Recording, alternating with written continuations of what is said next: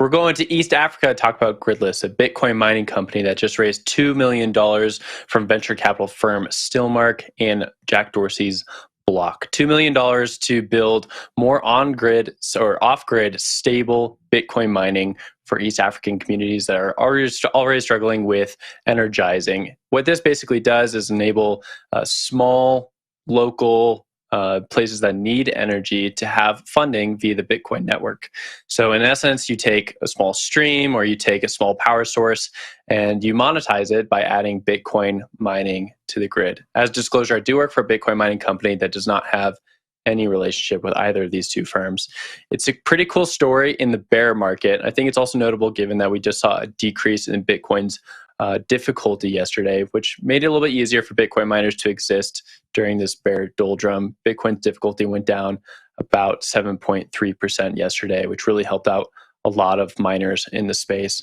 Jen, I want to throw the story over to you. I think the takeaway here is that Bitcoin mining can be used all over the world, not just the United States or not just in Texas, which has sort of been the story for the last year or so.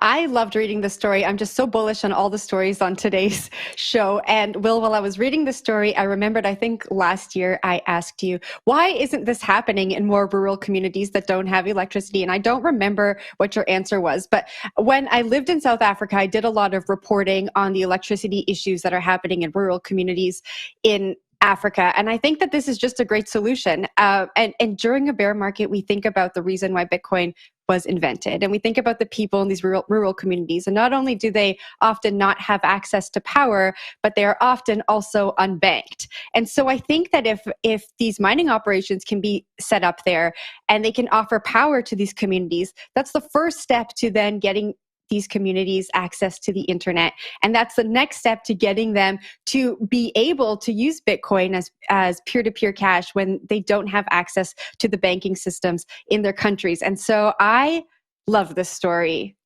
Wendy, what do you got?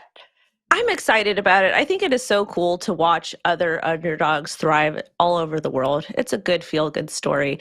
And Bitcoin really does fix a lot of things. So hopefully this is done fairly soon, and hopefully the people in the area are able to get some revenue coming in with jobs, et cetera, building this thing. So I think it's exciting. I'm happy to hear it. This is a really feel-good story for the day. Yeah, I'll snag really quick and add a little more color. Oh, go ahead, Zach.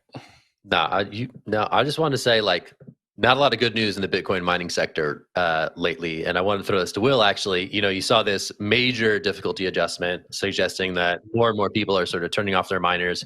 And yet we have this new venture that's looking at new ways to get it going.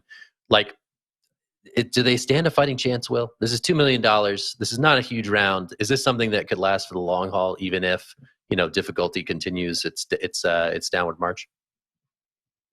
Yeah, I think what you're saying here is actually also a Bitcoin venture capitalist story, where a lot of Bitcoin venture capital firms, they try to be very conservative. They're very limited in their playbook. And a lot of the Bitcoin mining companies we've seen bust or go bust have been public. They've gone after public dollars, and that has not gone so well. They've raised a lot of money, and it basically turned very sour. I think there was an article in Bloomberg yesterday detailing how Texas is becoming a wasteland for Bitcoin miners when it's supposed to be the promised land for Bitcoin miners. I think in this story, the really cool part about it, which Jen was hinting at, is the fact that in a sense, Western dollars flowing into Bitcoin is subsidizing energy buildouts in East Africa. So if you think about how the Bitcoin network works, anyone can plug into the network, anyone can turn on a miner.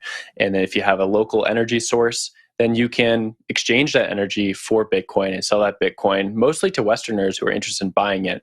And then that money flows back into the energy sources and into local communities. And that's what we're seeing with things like Gridless, where they're finding very cheap energy sources that otherwise would be hard to monetize because there's just not enough infrastructure on site.